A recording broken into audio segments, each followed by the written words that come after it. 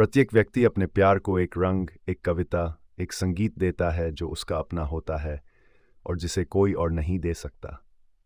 ये विचार ओशो के दार्शनिक दृष्टिकोण और प्रेम की गहरी समझ को प्रकट करता है। उनके अनुसार प्रेम एक अत्यधिक व्यक्तिगत और अनूठी भावना है जो प्रत्येक व्यक्ति के अनुभव, व्यक्तित्व और जीवन की यात्रा से संबंधित होती है। प्रेम केवल एक साधारण भावना या क्रिया नहीं है, ये व्यक्तित्व और अस्तित्व का एक अभिन्न हिस्सा है जो गहरे स्तर पर व्यक्ति की आत्मा और अस्तित्व के साथ जुड़ा होता है। नंबर 1, प्रेम का व्यक्तिगत स्वरूप। ओशो मानते थे कि प्रेम हर व्यक्ति के भीतर अपनी एक विशेषता रखता है। प्रत्येक व्यक्ति का प्रेम का अनुभव और उसकी अभिव्यक्ति अद्वितीय होती है। जिस तरह हर व्यक्ति का चेहरा, उसकी आवाज़ और उसका व्यक्तित्व अलग अलग होता है, उसी तरह उसका प्रेम भी अद्वितीय होता है। ये प्रेम का व्यक्तिगत रंग है जो हर व्यक्ति की आत्मा से निकला हुआ होता है। इसे कोई और नहीं दे सकता क्योंकि ये विशिष्ट रूप से उस व्यक्ति का है। इससे ये समझ आता है कि प्रेम एक सामान्य भावना नहीं है जो सभी में समान होती है, बल्कि ये प्रत्येक व्यक्ति में उसकी अपनी विशिष्टता के अनुसार प्रकट होती है। नंबर 2, प्रेम का रंग। भावनाओं का प्रतीक। रंगों को अक्सर भावनाओं के प्रतीक के रूप में देखा जाता है। उदाहरण के लिए, लाल रंग को अक्सर प्रेम, ऊर्जा और जुनून के प्रतीक के रूप में देखा जाता है, जबकि नीला रंग शांति, स्थिरता और गहराई का प्रतीक है। ओशो का कहना है कि जब हम प्रेम करते हैं तो हम अपने प्रेम को एक विशेष रंग देते हैं। वह रंग हमारे मनोविज्ञान, हमारी भावनाओं और हमारे जीवन के अनुभवों के साथ जुड़ा होता है।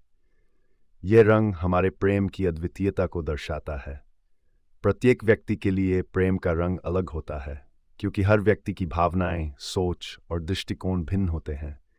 जब कोई व्यक्ति प्रेम करता है तो वह अपने प्रेम को उस रंग में रंगता है जो उसके व्यक्तित्व और जीवन के अनुभवों के अनुकूल हो। नंबर 3, प्रेम की कविता। विचारों की अभिव्यक्ति। ओशो के अनुसार प्रेम केवल एक भावना नहीं है, ये एक कविता है जो शब्दों में भी हो सकती है और शब्दों के परे भी हो सकती है। ये कविता प्रेम के विचारों और भावनाओं की अभिव्यक्ति होती है। प्रत्येक व्यक्ति अपनी प्रेम कविता लिखता है जो उसकी आत्मा से आती है और उसके जीवन की यात्रा का प्रतिबिंब होती है। ये कविता शब्दों में हो सकती है, लेकिन जरूरी नहीं कि इसे लिखित या बोली गई भाषा में व्यक्त किया जाए। यह भावनाओं और अनुभवों के माध्यम से भी प्रकट हो सकती है। प्रेम की ये कविता अद्वितीय होती है और इसे केवल वही व्यक्ति लिख सकता है जिसने उस प्रेम को अनुभव किया हो। नंबर 4, प्रेम का संगीत। जीवन की लय। ओशो प्रेम को एक संगीत के रूप में भी देखते हैं। संगीत जीवन की लय को दर्शाता है और प्रेम उस लय में एक गहरा तालमेल जोड़ता है। हर व्यक्ति का जीवन एक संगीत की तरह होता है जिसमें अलग अलग सुर, ताल और लय होती है। जब हम प्रेम करते हैं तो हम अपने जीवन के संगीत में एक नया सुर जोड़ते हैं जो हमारी प्रेम की अनुभूति को व्यक्त करता है। यह प्रेम का संगीत भी हर व्यक्ति के लिए अद्वितीय होता है क्योंकि हर व्यक्ति का जीवन और उसकी भावनाएं अलग होती हैं। इस संगीत को कोई और नहीं बना सकता क्योंकि यह केवल उस व्यक्ति की प्रेम की अनुभूति से उत्पन्न होता है। नंबर 5, प्रेम की अभिव्यक्ति और उसकी सीमा। ओशो ये भी कहते हैं कि प्रेम की कोई सीमा नहीं होती। वह इसे किसी बंधन या शर्त के साथ जोड़कर नहीं देखते। उनके अनुसार जब प्रेम शर्तों और अपेक्षाओं के साथ आता है तो वह अपना असली रूप खो देता है। सच्चा प्रेम मुक्त होता है और वह अपने स्वाभाविक रूप में प्रकट होता है। प्रत्येक व्यक्ति अपने प्रेम को एक विशिष्ट रंग, कविता और संगीत देता है और यह प्रक्रिया स्वाभाविक होती है। इसे कोई बाहरी कारक नियंत्रित नहीं कर सकता। प्रेम की यह स्वतंत्रता ही उसे इतना मूल्यवान और गहरा बनाती है। नंबर 6, प्रेम और आत्म जागरूकता। ओशो के अनुसार प्रेम आत्म जागरूकता की दिशा में एक महत्वपूर्ण कदम है। जब व्यक्ति सच्चे प्रेम का अनुभव करता है तो वह अपने अंदर एक नई जागरूकता को महसूस करता है।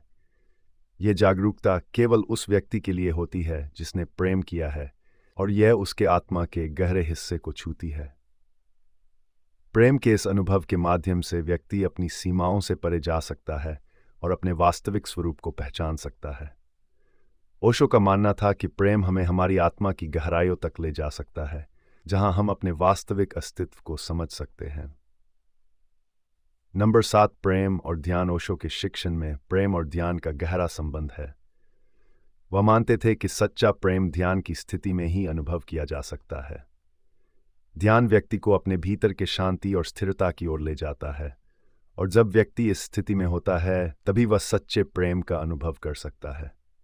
प्रेम और ध्यान दोनों ही हमें हमारे अहंकार से मुक्त करते हैं और हमें हमारे वास्तविक स्वरूप से मिलवाते हैं।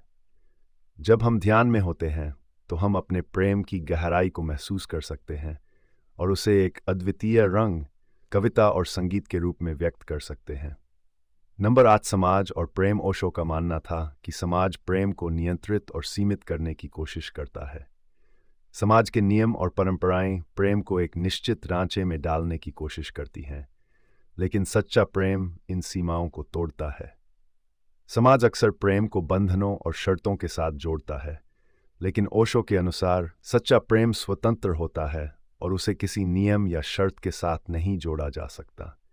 जब प्रेम स्वतंत्र होता है तो वह अपनी पूरी गहराई और सुंदरता में प्रकट होता है।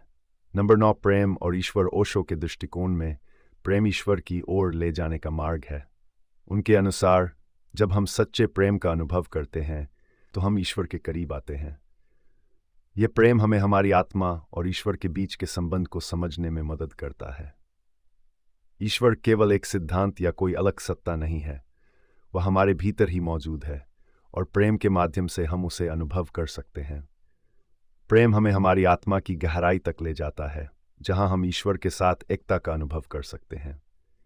ओशो का यह विचार कि प्रत्येक व्यक्ति अपने प्यार को एक रंग, एक कविता, एक संगीत देता है जो उसका अपना होता है और जिसे कोई और नहीं दे सकता, हमें प्रेम की गहराई और उसकी व्यक्तिगतता को समझने का एक नया दृष्टिकोण देता है।